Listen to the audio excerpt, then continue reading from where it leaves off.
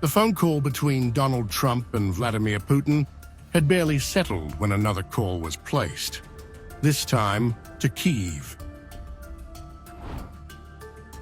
Within 24 hours of speaking with the Russian president, Trump was on the line with Ukrainian President Volodymyr Zelensky, pushing for a ceasefire deal while floating an audacious new proposal: American ownership of Ukraine's power plants, including nuclear facilities. During the hour-long conversation, Zelensky signaled openness to a partial ceasefire that would halt strikes on energy infrastructure, rail, and port facilities, but warned Ukraine would retaliate if Moscow violated the terms. However, it was Trump's suggestion that the US acquire and run Ukraine's power plants that caught Kyiv's attention. Trump suggested that the move was necessary, calling it the best protection for that infrastructure.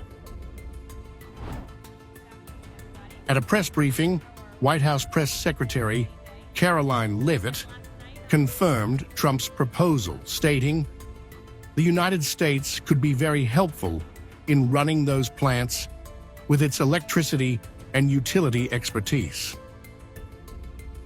President Trump also discussed Ukraine's electrical supply and nuclear power plants. He said that the United States could be very helpful in running those plants with its electricity and utility expertise.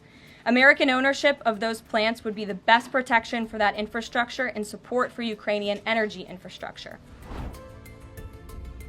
Zelensky later acknowledged discussions with Trump about investment in Ukraine's power sector, including the idled Zaporizhzhia nuclear plant, currently under Russian occupation.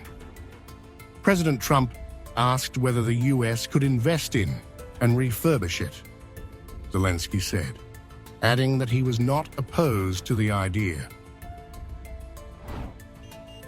The ceasefire proposal itself, however, stumbled at the starting line. Hours after Putin had agreed to a 30-day pause in attacks on Ukraine's energy grid in his own conversation with Trump, both sides accused each other of fresh strikes on power and oil facilities. Despite this, the White House pressed forward with broader negotiations.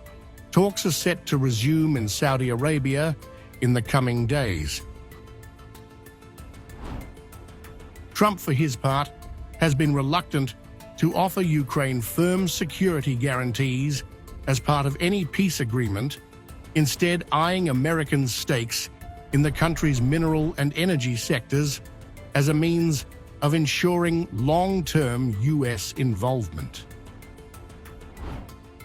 With Washington now positioning itself as both Kyiv's would-be peace broker and energy investor, the battle over Ukraine's sovereignty is no longer just about territory, it's about ownership.